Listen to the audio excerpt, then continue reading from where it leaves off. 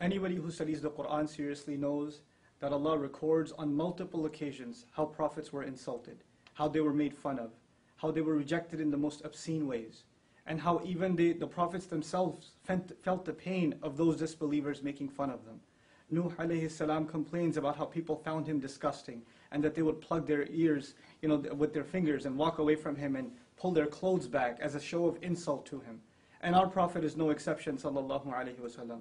This Quran that honors our Prophet also at the same time records the most hurtful words that were said to him, that the Prophet himself would have to recite and remind himself of the words that were said about him. Sahir, magician, majnoon, insane, kadhab, a perpetual liar. So many accusations are made against our Prophet sallallahu alaihi wasallam, and they're all recorded in the Quran. Allah wants us to remember that this is a fact, that all prophets, though they are the most noble of Allah's creation, and that Allah Himself has honored them, at the same time are people that will face the worst kinds of insults and the worst kinds of ridicule. But what is supposed to be the reaction? And if anybody's supposed to be angry and just be overwhelmed with rage when the Prophet is insulted, I would argue it would be his companions, whose faith, radiallahu anhum ajma'in, can't even be compared to yours and mine. But how come they don't react the way we do? How come they're not having any protests? How come they're not going out and yelling and screaming in rage? Because they understand that the Quran didn't just come to give them a love for their Prophet, but also to guide that love, and to also teach them how to respond to these kinds of insults. How is it that we don't know that the Prophet himself is told, sallallahu alaihi wasallam, وَاصْبِرْ عَلَى مَا يَقُولُونَ, be patient over whatever they say. I'm fascinated by this ayah, because the word ma means whatever. Whatever they say. Not whatever they've said, whatever they might even come up with. And the mudari' form in the Arabic suggests what they may have said in the past, but the present and even the future till this day. The Prophet's policy is to be patient himself, sallallahu alaihi wasallam. Where in the Quran does it justify our anger like this? And actually, is our anger even justified?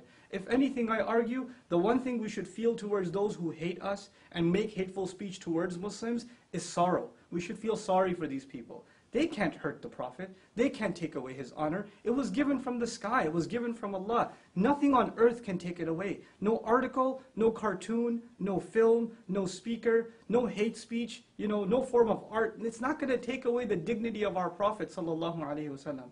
And these films and these kinds of attempts are futile, wasteful attempts to try to undermine the message of Islam and to misrepresent Islam. But think about it. Us reacting in this emotional manner and engaging in senseless violence, is this not also misrepresenting Islam?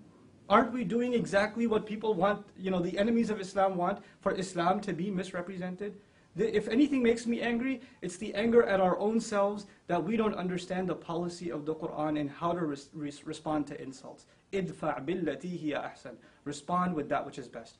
Finally, I want to share with you guys, some people think that this was an early policy in Islam, that in the Meccan time of the Prophet, that he was supposed to be passive. But when the Prophet migrated, and battles began like Badr and Uhud and Ahzab and Tabuk, etc., now the policy was not to be patient, and therefore we should take that. Let's look at Ali Imran, the battle of Uhud. What does Allah say to us? وَلَا تَسْمَعُنَّ مِنَ الَّذِينَ أُوتُوا الْكِتَابَ مِنْ قَبْلِكُمْ وَمِنَ الَّذِينَ أَشْرَكُوا أَذًى كَثِيرًا. You will absolutely hear hurtful words from those who were given the book way before you and people who commit idolatry and blasphemy with God. You will hear hurtful speech absolutely coming from them.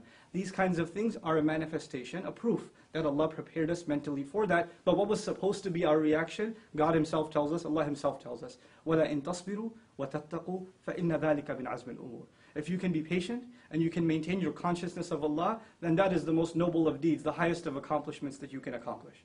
That is supposed to be the reaction of the Muslim. This video was watched by 30 people? This loser and his cousins? Before we gave it support. We made it popular. We're the ones that are giving it more flame. And I want to end with this. In school, bullies tease the kid that they know takes the teases and gets, he shows a reaction. The more we react in this way, the more we're encouraging others to, pursue more hateful speech. We have to learn to respond in mature, civil, and higher discourse the way the Quran and the Sunnah of our Messenger, the legacy of our Prophet, expects from us. I pray that this is a message that reaches all of my young brothers and sisters that are feeling the sadness, the rage because of this incident, but I hope to turn that rage, and I hope you can turn that rage into something positive. Barakallahu li wa lakum. Assalamu alaikum wa rahmatullahi wa barakatuh.